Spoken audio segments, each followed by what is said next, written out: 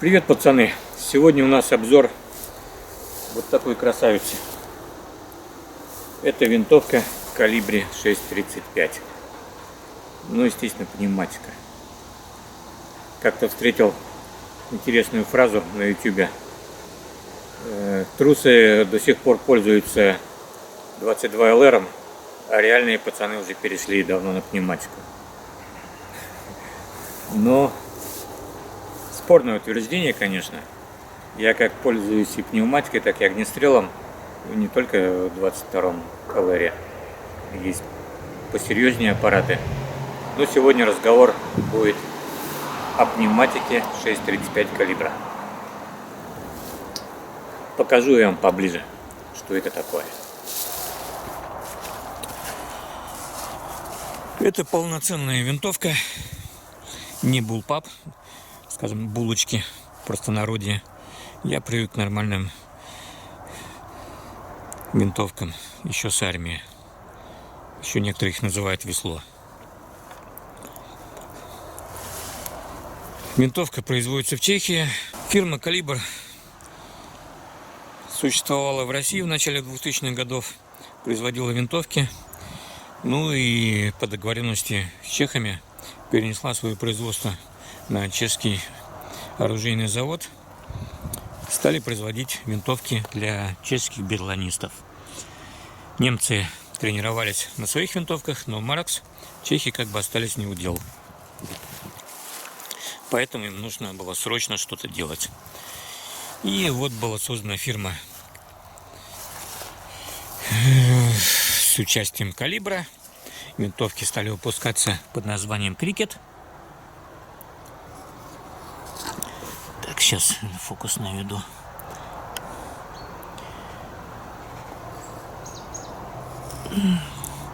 Что-то не фокусируется. Ну ладно, я думаю, разберете. «Калибр Ган» производит винтовки «Крикет». Полноценная винтовка, размер, длина ее 1,160 м, то есть 1 метр 16 сантиметров. Весом 300, по-моему, насколько я помню. За счет вот этих вырезов в прикладе она имеет более меньший вес. Рукоятка пистолетная, очень удобная. Имеет глушитель на конце. Глушитель полноценный, со всеми вставками там на резьбе.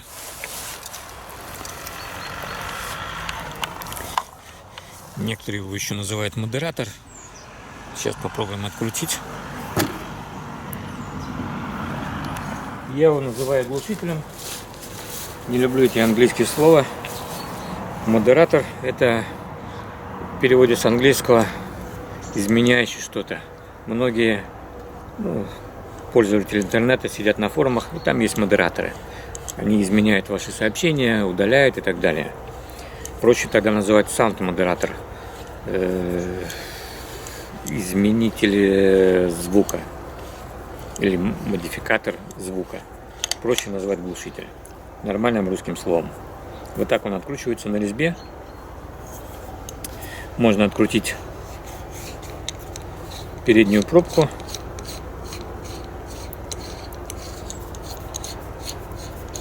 И там есть кишки. Вынимать не будем. Будет отдельная тема по глушителям. Посмотрим. Звук гласит хорошо. Без него звук достаточно приличный, потому что скорость пули в районе 300 метров в секунду. То есть близкая скорости звука. Соответственно, грохот будет здоров. Он же гасит. Очень удобно на охоте, чтобы не распугать дичь и сделать несколько результативных выстрелов по той же утке.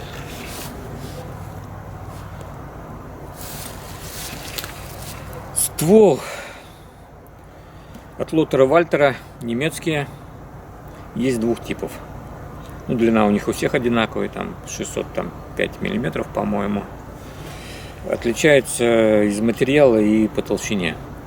из нержавейки 18 мм в диаметре, стальные 16 мм в диаметре. У меня стальной. В принципе, по качеству одинаковые. Немецкое качество гарантирует Лотер Вальтер. 10 нарезов. Ну, естественно, ствол тоже чистить надо, как и всю винтовку. И она тогда прослужит вам долго. Без щека, без сужения. Что еще тут хорошего? А хорошего тут много. Ложа деревянная, из нормального хорошего дерева, покрытая лаком. Имеет резервуар высокого давления на 300 бар. То есть не прямоточка. Соответственно, отдача практически 0. Здесь вначале стоит манометр, где очень удобно можно посмотреть вашу закачку и сколько осталось давления воздуха в системе.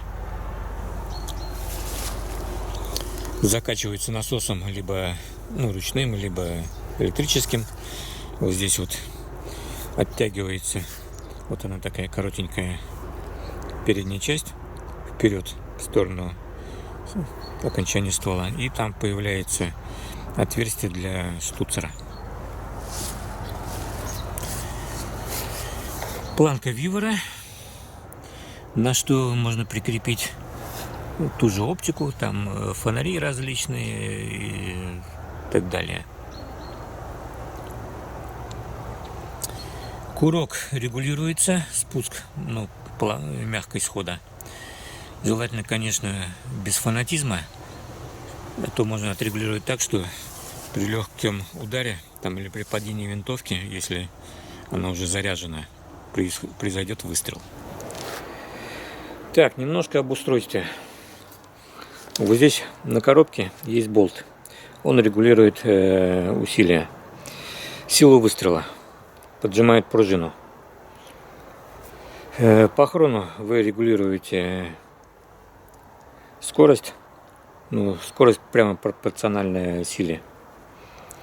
И оставляете этот болт в таком положении, в каком вам нужно.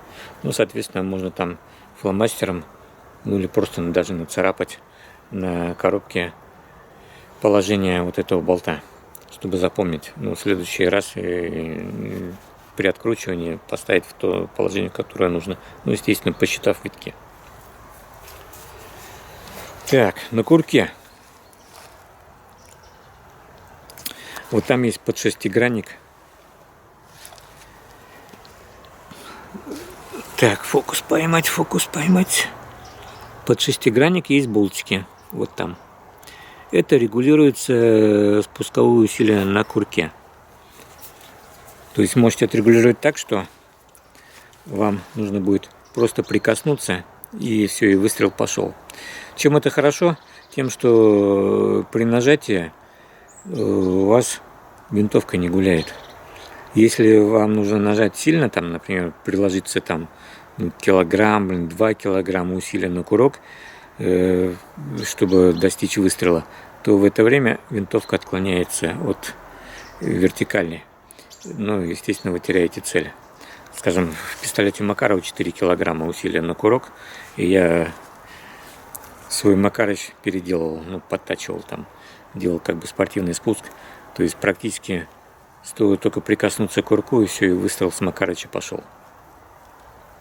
Также здесь можно сделать, но без фанатизма, повторюсь, чтобы, уронив винтовку, не было самопроизвольного выстрела, если пуля уже в стволе и она заряжена.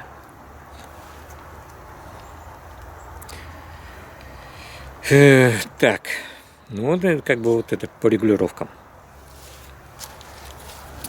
Имеется предохранитель. Вот он такой. В одну сторону зеленый. Типа безопасно.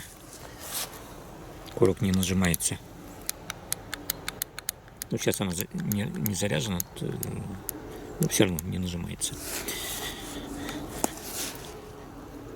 Здесь предохранитель утоплен с другой стороны. Если мы передвинем в другую сторону, то появится красный наконечник. Соответственно, винтовка готова к стрельбе.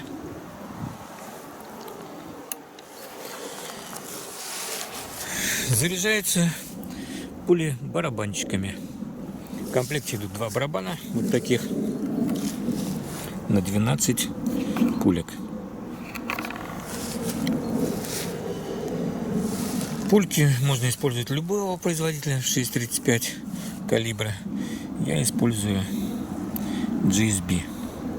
Вот есть тяжелые 2,20 грамма, 1,64. Отличаются они просто высотой. Вот длинная 2,20 тяжелая пулька и короткие 1,64 грамма. Ну, соответственно, баллистический коэффициент меняется. Более короткие они лавируют в воздухе, ну и смещается, естественно, точность в принципе меньше. Но скорость, естественно, больше, потому что они легче. Еще я стреляю вот такими. Использую гризли. Это экспансивные пули. Имеется вот тут в начале вот такой вырез многогранный. И при ударе пули в тело, там в дичь, в косулю там, или в бобра, я стреляю по косуле и бобру с помощью этих пуль. Она раскрывается как цветок. Поэтому и название у них есть еще такое: цветок смерти или пуля Дум-Дум. Довольно тяжелые пули, в принципе. 2,2 грамма, 0,2 грамма. 31 грейн. Сейчас покажу, как они выглядят. Вот так они выглядят. Они полнотелые. И, как я говорил в начале, вот у них вот это дело сделано. И пуля раскрывается как цветок. Может быть, со временем, когда я сделаю обзор по пулям, я выну пулю из тела косули там, или из бобра, смотря что я там подстрелю, и покажу, как она раскрылась. Так, обзор с пулями будет позже, в другом видео. Сейчас тема у нас о винтовке. Так, продолжим. Есть затыльник резиновый, регулируется для снижения отдачи. Ну, в принципе, отдачи все равно, в принципе, нету практически, но, тем не менее, предусмотрен. Нащечник тоже регулируется вот этим болтиком по высоте, по размеру вашего лица и так далее. Клеймо калибр Гана на винтовке. Пользуюсь винтовкой уже несколько лет. 5 лет пользуюсь, и она в идеальном состоянии. Никаких царапин, ничего. Ну, как бы я с оружием бережно обхожусь. Всегда в чехле. На охоте тоже практически в чехле. По камням не ползаю. Гор в моей местности нету. За рубеж с ней пока не выезжал. Ну, что еще вам рассказать? Желательно на нее, в принципе, поставить сошки. Если вы стреляете с положения лежа частенько, я вот, в принципе, думаю поставить сошки.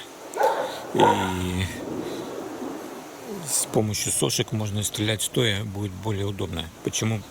Потом я объясню. Когда я поставлю сошки, я вам объясню причину, что стоя стрелять, держась за сошки, а не за ложе, будет удобнее. Но оптику можете поставить на свой цвет и вкус. Когда я покупал винтовку, оптики, в принципе, были такие в пределах 24 крат и так далее. Я поставил 25-кратную. Это реплика на Carl Zeiss от китайских товарищей. 5,25. Меняется кратность.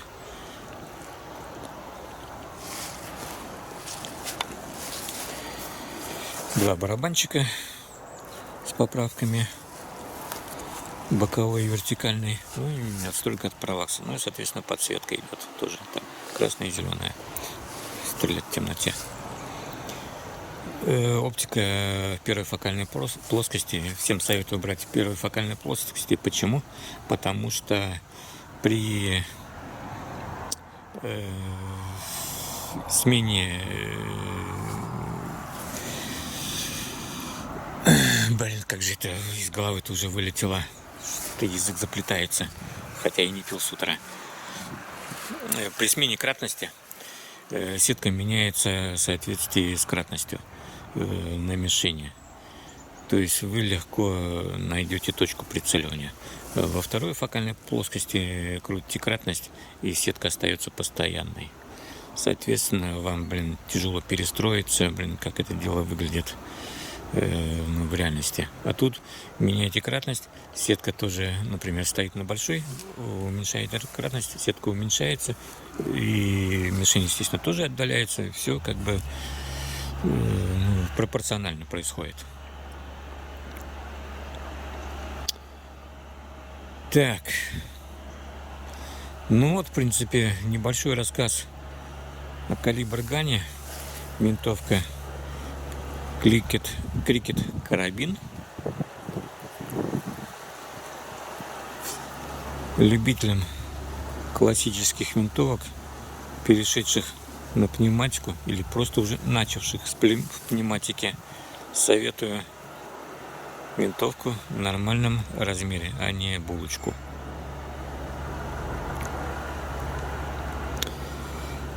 Да, винтовка заряжается, как я говорил, барабанчиками, передергивается затвор биатлонного типа. И все, и вы стреляете. Сейчас покажу как. Итак, по поводу заряжания стрельбы. Заряжается отводом затвора биатлонного типа назад. Я поменяю барабанчик на пустой. Барабанчик, кстати, вот такой. Вставляется что с одной стороны, что с другой. Просто в посадочное место туда вставляется. И потом вот этот ползунок, штифт, переводится вперед. Есть нюансы небольшие, не знаю, может быть заводская недоработка или еще что-то такое. Переводим его вперед и в правое верхнее положение. Сейчас я увеличу на камере.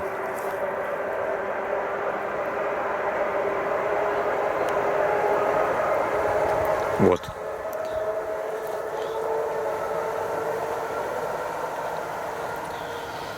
И тогда можно переводить в переднее положение затвор.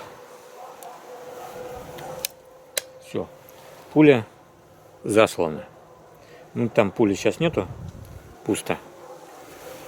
Если предохранитель в этом положении, видим красную метку, а не утоплен. Вот утоплен, мы не можем ничего нажать. С другой стороны зеленая метка. То есть безопасно. Переводим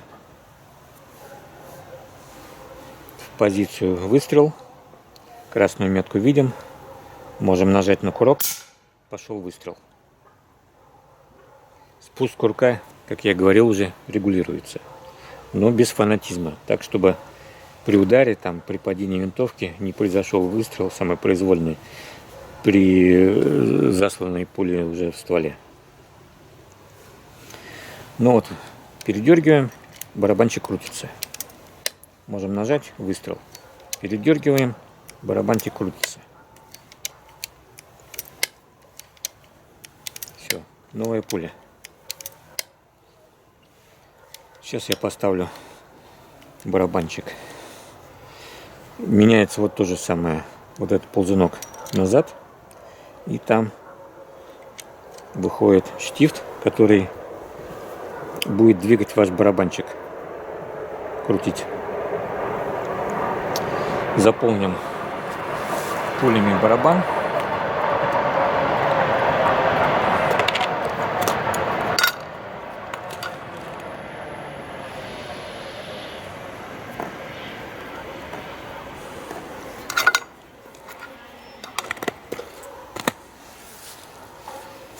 Вот так выглядит заполненный барабанчик.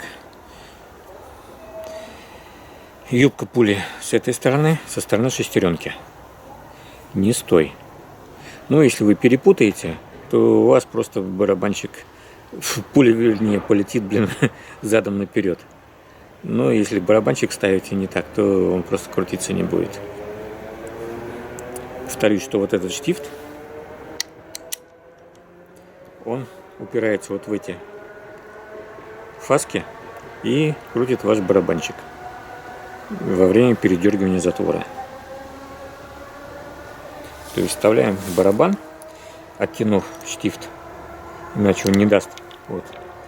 Что с той стороны, что с этой, барабан просто не входит. Нужно, так, не падай, оттянуть штифт, и барабанчик свободно туда поместился. Потом его там фиксируем, он, в принципе, сам защелкнулся.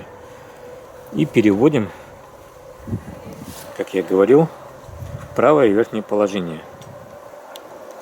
Вот так, слегка.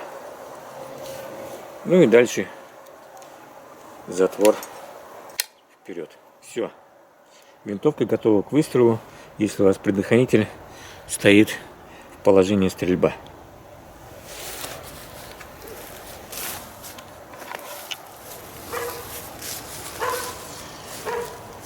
Итак, показываю. Ну, в принципе, пуля уже там. Предохранитель в боевом положении. Готовим оптику, потому что просто воздух как бы не солидно стрелять.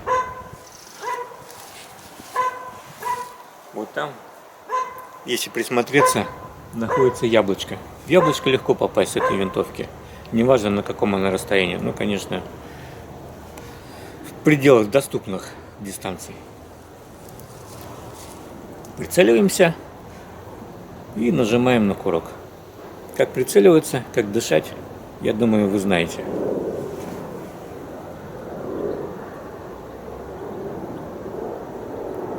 Так, где мое яблочко? А вот оно нашлось.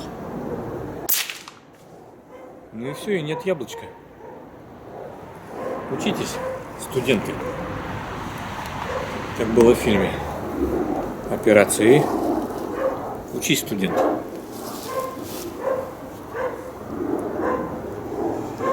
Вот как бы и все об этой винтовке.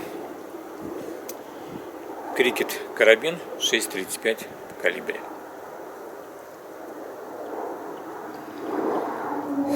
Подписывайтесь на мой канал, если понравилось, палец вверх. Будут еще видео по этой винтовке, будут об установке сошек, о глушителях, о боеприпасах, ну и, соответственно, по охоте тоже. Я как люблю поохотиться, походить по лесам, тем более сейчас сезон охоты открылся, можно охотиться на утку с 15 августа, сейчас сентябрь. На селезня, в принципе, можно круглый год охотиться, на утку с 15 августа по 30 апреля, насколько я помню. Ну, косуля, бобер, само собой. Ну, заяц тоже. Да, и, ну и рябчик, естественно, да, рябчик. Все, всем пока, увидимся.